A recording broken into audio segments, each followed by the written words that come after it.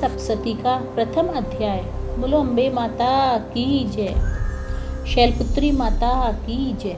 महर्षि मार्कंडेय ऋषि बोले, भगवान सूर्य के पुत्र शार्वणी की उत्पत्ति की कथा को मैं विस्तार से कहता हूँ, आप ध्यान से सुनिए। सूर्य की छाया से उत्पन्न शार्वणी जगजननी महामाया की कृपा से जैसे मनवंतर के अधिपति बने, वह कथा सुनिए। प्राचीन काल में स्वरोचिष मनवंतर में चैत्रवंशी राजा सुरथ समस्त पृथ्वी के चक्रवर्ती राजा हुए। वे प्रजा को अपने पुत्रों की भांति पालन करते थे। यवन राजाओं से राजा सुरथ की शत्रुता हो गई। दुष्ट दलन राजा सुरथ से उनका भयंकर युद्ध हुआ और थोड़ी सेना कोश होने से यवन राजाओं ने सुरथ को हरा दिया।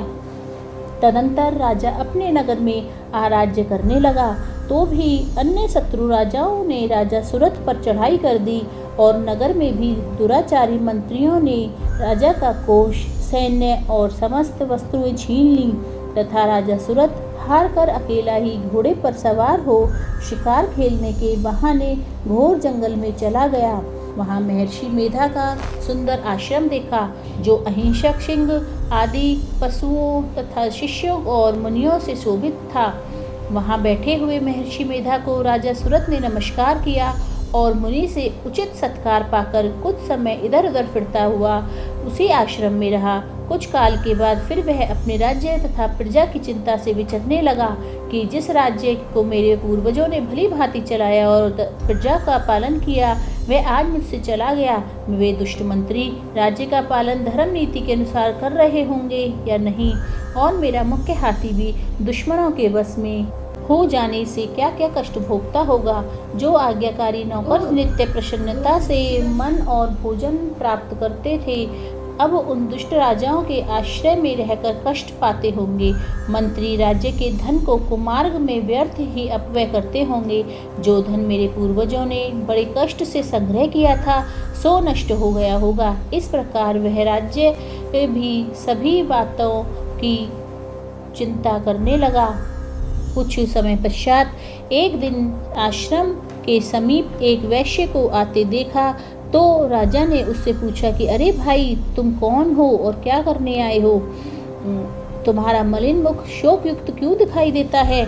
इस प्रकार राजा सुरथ की बातों को सुनकर उस समाधि नाम के वैश्य ने राजा सुरथ से कहा कि हे राजन, मैं समाधि नाम का वैश्य हूँ। मेरा जन्म धनवान कुल में हुआ है। मेरे दुष्ट स्त्री पुत्र आदि ने मुझे धन के लोभ में घर से निकाल दिया है, मेरा सब धन छीन लिया और मैं धन स्त्री पुत्र से रहित हूँ। अब मैं अकेला दुखी होकर इस वन में आया हूँ। मुझे अपनी स्त्री तथा बंधुओं का कुछ भी पता नहीं।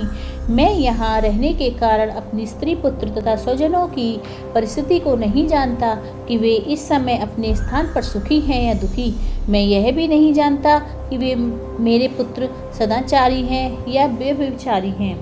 राजा बोला, जिन स्त्री पुत्र आदि ने तेरे धन संपत्ति को छीन लिया, फिर उन्हीं के स्नेह में तेरा मन क्यों जाता है?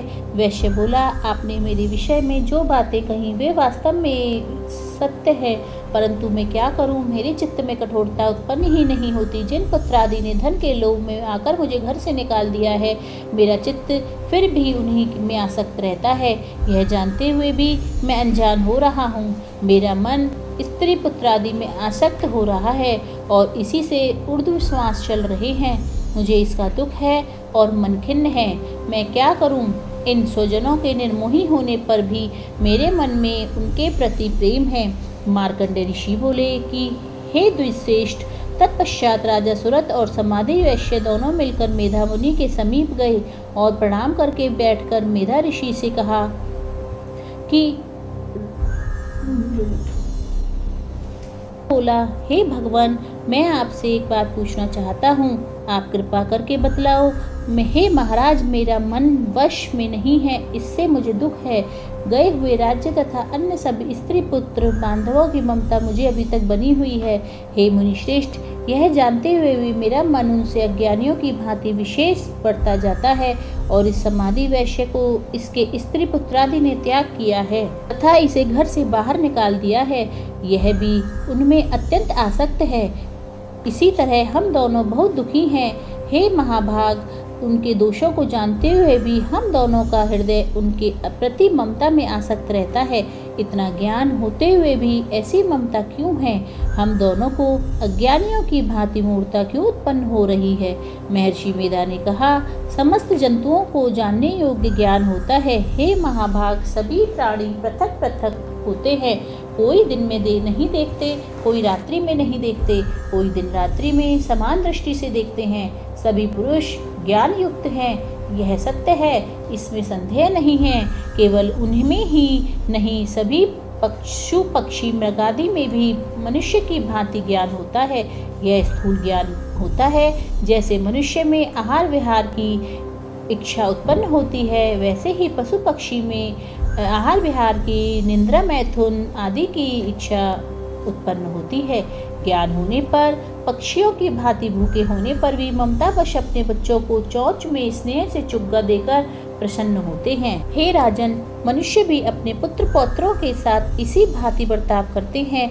वह पालन पोषण इस इच्छा से कि जब हमारी वृद्धावस्था आएगी तब हमारा पालन पोषण वे करेंगे। क्या तुम यही सोचते हो? तुम यह नहीं देखते कि पुत्रादि उनका भरण पोषण भी न करें तो भी माता पिता तो करते ही हैं, क्योंकि विश्व की स्थिति को रखने वाली महामाया के प्रभाव से वे मोह के गड्ढे में डाल दिए गए हैं। इसमें आश्चर्य नहीं है, क्योंकि यह भगवान की महामाया है। वह भगवती देवी बड़े बड़े ज्ञानियों के चित्त को जबरदस्ती खींचकर मोह में डाल देती है। इस देवी ने ही चराचर विश्व को उत्पन्न किया है, और यह देवी प्रसन्न होकर भक्तों को वरदान देती है जिसमें मुक्ति मिलती है। वही भक्ति की परम हेतु और सनातनी ब्रह्म ज्ञान स्वरूपा विद्या है। यह भगवती की सांसारिक बंधुओं की हेतु तथा सर्वेश्वरी है। राजा बोला, हे भगवान, आप जिसे महामाया कहते हैं वह कौन सी देवी हैं? हे द्विज, वह देवी कैसे उत्पन्न हुई और उनका क्या कार्य है, उनका क्या स्वभाव है, क्या स्वरूप है, कैसे उत्पत्ति हुई आदि सभी के विषय में मैं सुनना चाहता हूँ। सो आप सभी वृत्तांत मुझसे सुनाइए। ऋषि ने कहा, वह देवी नित्य है और सब चराचर में व्याप्त है, तथापि उनकी उत्पत्ति अनेक भांति से है। उस कथा को तुम मुझसे सुनो। यह भगवती देवताओं की कार्य सिद्धि को उत्पन्न होती है और अजन्मा उत्पन्ना कहलाती है। जब भगवान विष्णु संपूर्ण विश्व को त्याग अंत में जल ही जल करके योग निद्रा में शेष सैया पर शयन कर रहे थे, उस समय ख्यात मधु तथा कैठव नाम के दो घोर असुर भगवान विष्णु के कान के मैल से पैदा होकर ब्रह्मा जी को मारने को तैयार हुए। ब्रह्मा जी विष्णु भगवान के नाभि कमल पर स्थित थे। उन दोनों भयंकर असुरों को मारने को आता हुआ देखकर और भगवान विष्णु को सोता हुआ देखकर ब्रह्मा जी योग निद्रा की प्रसन्नतार्थ एकाग्र मन से स्तुति करने लगे, जिससे कि भगवान विष्णु के नेत्रों से भगवती योग माया अपना प्रभाव हटा ले और भगवान जाग पड़े। वह योग माया विश्वेश्वरी जगन्न माता स्तुति संहार करने वाली भगवान विष्णु की अतुल तेज वाली निद्रा स्वरूपा अनुपम शक्ति है। ब्रह्मा जी बोले, हे महामाया स्वाहा, देवताओं को पालन करने वाली हो, तुम स्वधा पितृश्वरों को पोषण देने वाली हो, तुम ही वशिष्ठकार स्वर इंद्र को यज्ञ का हिस्सा पहुंचाने वाली हो, अमृत भी तुम हो, अक्षरा में ऊ की मात्रा भी तुम हो और नित्य आदि मात्रा व्यंजन भी तुम हो। हे देवी, तुम ही संध्या सावित्री और संसार की जननी हो। हे मातेश्वरी, विश्व को उत्पन्न पालन और संहार करने वाली आप ही हो। रचना काल में षष्ठी रूप तथा पालन काल में संहार स्थिति स्वरूप आप ही हो। आप महाविद्या, महामाया, महामेधा, महास्मृति, महामोहा, महादेवी, महाशुरी हो। आप आचर का तीनों गुणों में सत्वरस्तम को उत्पन्न करने वाली प्रकृति हो। आप ही काल रात्रि प्रलय स्वरूप महारात्रि तथा दारुण मोहरात्रि हो। आप श्री ईश्वरी और बुद्धि का बोध स्वरूपा हो। लज्जा, पुष्टि, तुष्टि, शांति, क्षमता आप ही हो। और हे मातेश्वरी, आप खड्ग, शूल, घोर, गदा, चक्र, शंख, धनुष, बाण, शुंडी, परिघ आदि अस्त्रों को धारण करने वाली हो। हे देवी, आप ही सौम्यता हो तथा संसार में आप ही अति सुंदर हो। पर तथा अपरों में श्रेष्ठ आप ही परमेश्वरी हो। हे अखिलात्म के सत्य और सत्य जो कुछ हो, इन सभी शक्ति आप ही हो। मैं आपकी प्रार्थना कैसे स्वीकार करूं? मैं आपसे कैसे प्रार्थना करूं? जो इस विश्व की रचना, पालन और संहार करते हैं, उन भगवान विष्णु को आपने अपनी निंद्रा के वश में कर लिया है। फिर भला कौन आपके ईशान शंकर तथा मुझसे यह शरीर ग्रहण कर लिया है।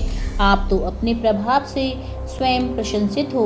मधु और कैटभ नाम के इन महादुष्टों को आप मोह लीजिए और विश्वपति भगवान अच्युत हो जगाइए। इन दोनों महासुरों को संहार करने के लिए भगवान को बुद्धि दीजिए। ऋषि बोले, इस प्रकार जब ब्रह्मा जी ने मधु और कैटभ असुर के संहार के लिए तथा भगवान विष्णु को जगाने के लिए तामसी देवी से प्रार्थना की और उसी समय भगवान विष्णु के नयन, मुख, नाक, भुजा, हृदय और वक्ष स्थल से निकलकर अव्यक्त योग माया उपस्थित हो गई और योग निद्रा में भगवान जनार्दन जाग पड़े। तदंतर विष्णु भगवान ने उन सभी पराक्रमी वीर्यवान मधु और कैटभ असुरों को देखा। ब्रह्मा जी को खाने के लिए जिनकी आंखें लाल हो रही थीं, तब भगवान विष्णु ने शेष शैया से उठ उन असुरों को से 5000 वर्ष तक वायु युद्ध किया। अति बलशाली महाउन्मत्त दोनों असुरों ने महामाया से मोहित कर रखा था। अतः दुष्टों ने भगवान से कहा कि आप हमसे वरदान मांगो। भगवान ने, यदि तुम मुझ पर प्रसन्न हो तो मेरे हाथ से तुम्हारी मृत्यु हो, यह मैं तो केवल यही वर चाहता हूँ। ऋषि ने कहा। इस भांति जब भगवान ने उनसे यह वरदान ले लिया तो भगवान से कहने लगे कि हमें सर्वत्र जल ही जल दिखाई दे रहता है, इसलिए हे भगवान, हमारा वध उस स्थान पर कीजिए जहाँ पृथ्वी पर पानी न हो।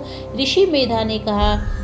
तब भगवान विष्णु ने शंख चक्र पद गदा धारण किए और उनसे तथास्तु कह दोनों के सिर अपनी जांघों पर रखकर चक्र से काट दिए। इस प्रकार यह महामाया देवी श्री ब्रह्मा जी की प्रार्थना करने पर स्वयं उत्पन्न हुई हैं। हे राजन, मैं अब इनके प्रभाव को बताता हूँ, सो आप ध्यान से सुने।